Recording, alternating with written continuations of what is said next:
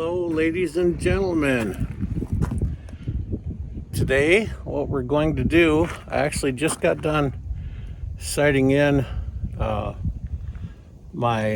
ATN Thor4 Smart HD at 100 yards. I have glued a penny to the paper, and what we're going to do is set that out there at 100 yards and see how many shots it takes me to plink that penny.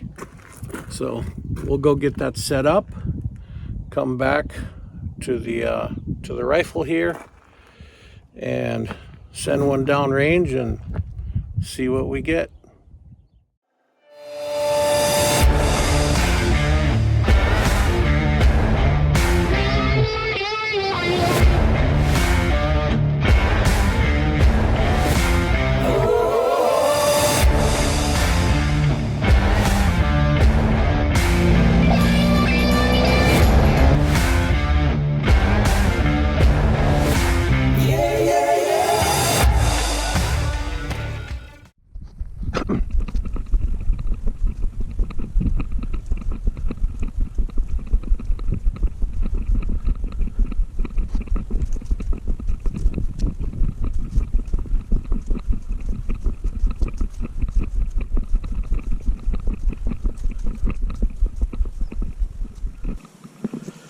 Set this camera up, and then we'll head back to the truck.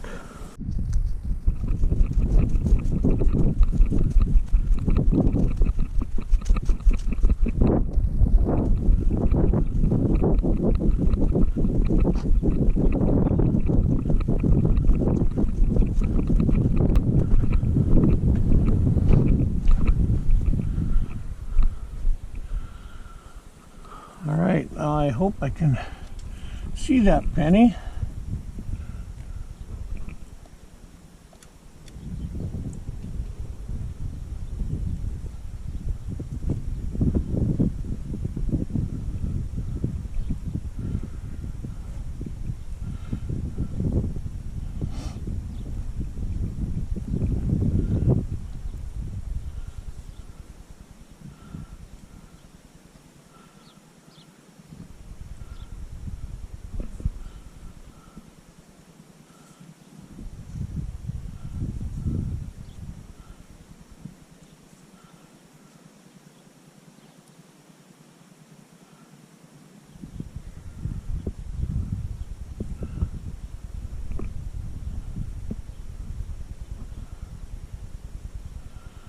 Alright, I think, yeah, I'm pretty sure I can see that penny. It's I got it on white hot. It's a little pixelated because I've got it zoomed in 24.7. Make sure my level is good.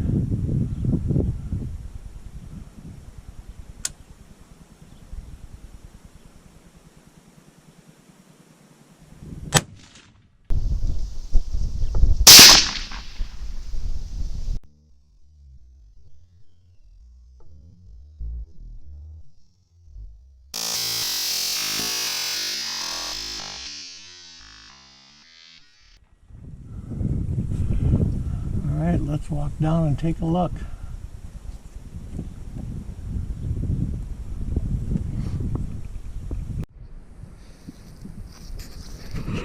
Well, ladies and gentlemen, I hope that's focusing.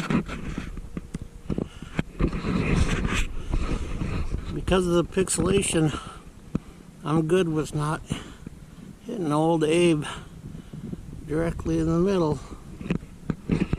But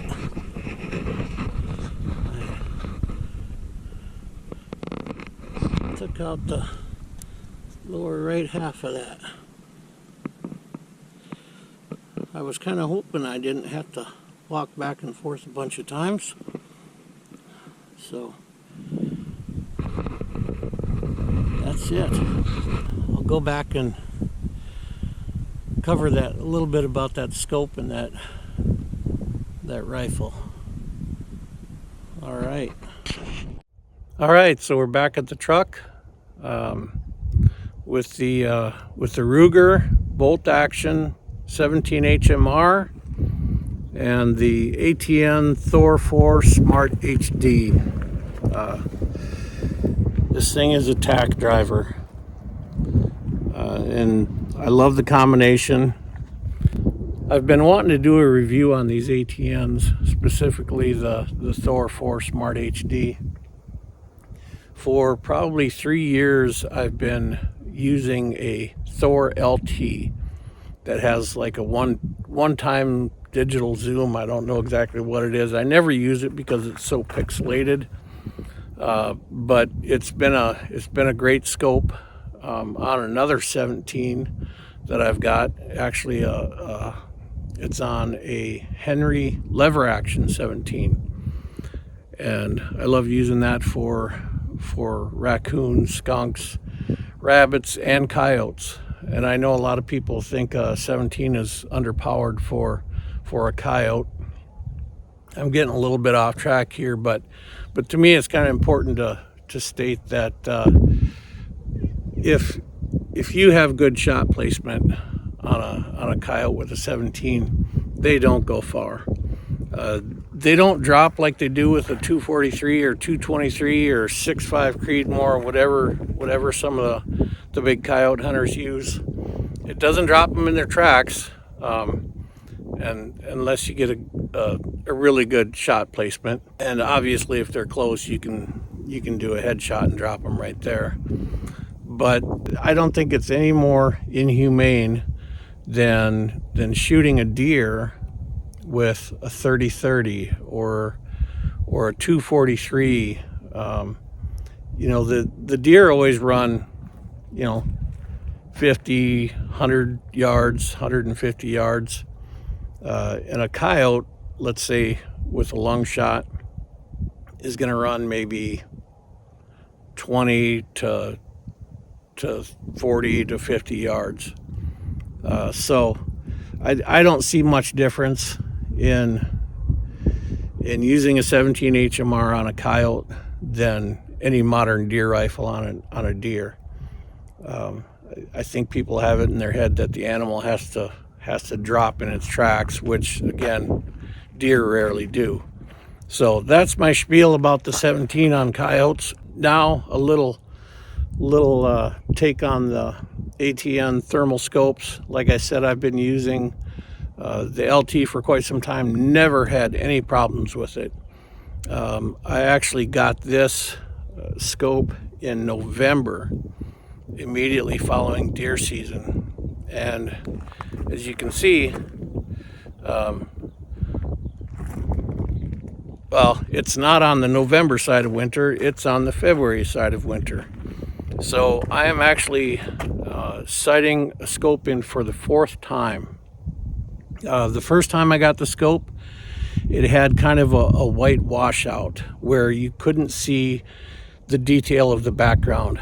If there was an animal with a heat signature, you could see it just fine, but you couldn't see anything else in the background. Fence posts, grass, trees, it was all kind of washed out.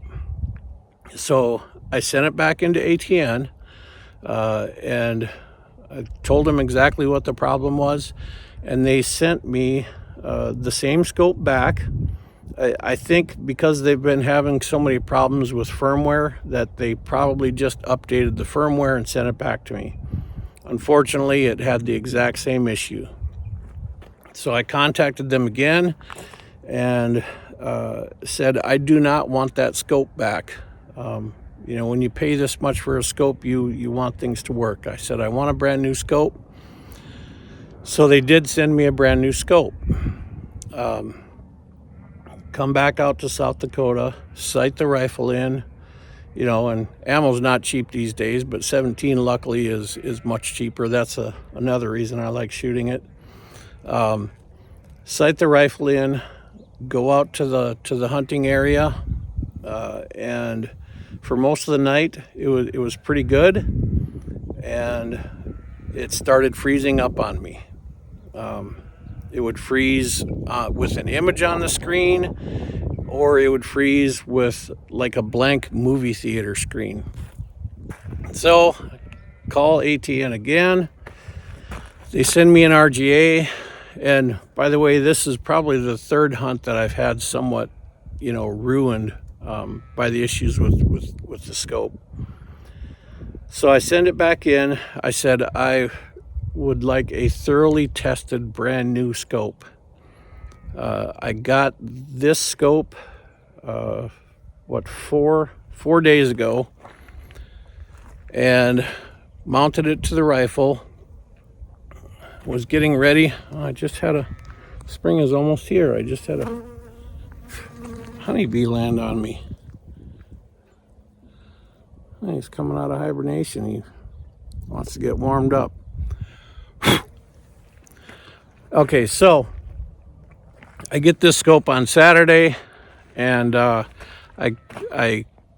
mount it to the rifle. Before putting it in the case to travel out here, I put the SD card in, and there's no, when you put the micro SD card in, there's a little stop and a snap.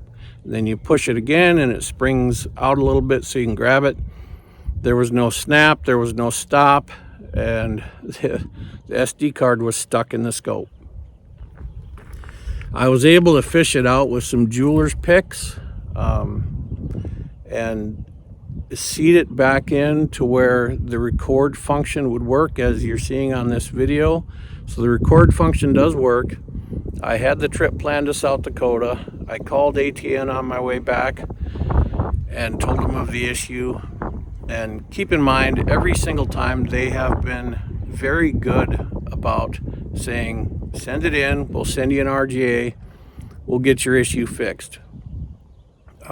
Going on, like I said, the third scope and the fourth time getting it back. It's a bit of a hassle. It's not a whole lot of fun sighting it in over and over again, but I am going to take it on a hunt one of these nights, either tonight or sometime this week.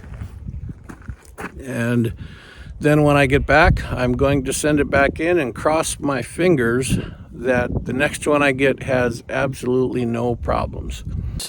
I'm looking forward to not having to re-sight this in and get out and have some good hunts and, provide some content with those hunts. So that is my take on the ATN. Like I said, I love the rifle. Ruger bolt action 17 HMR. I love the scope when it works. I'm just hoping to have a system with no faults in the very near future. Well, thanks for sticking around. Hope I didn't ramble on too much. Hopefully some of this information was useful to you, and if you decide to purchase an IR scope. Again, I don't know if it's just my bad luck or what's going on with some of the quality issues at ATN, but hopefully they get them resolved. All right, don't forget, like the video, subscribe to the channel so you know when new content is coming your way. Stay safe.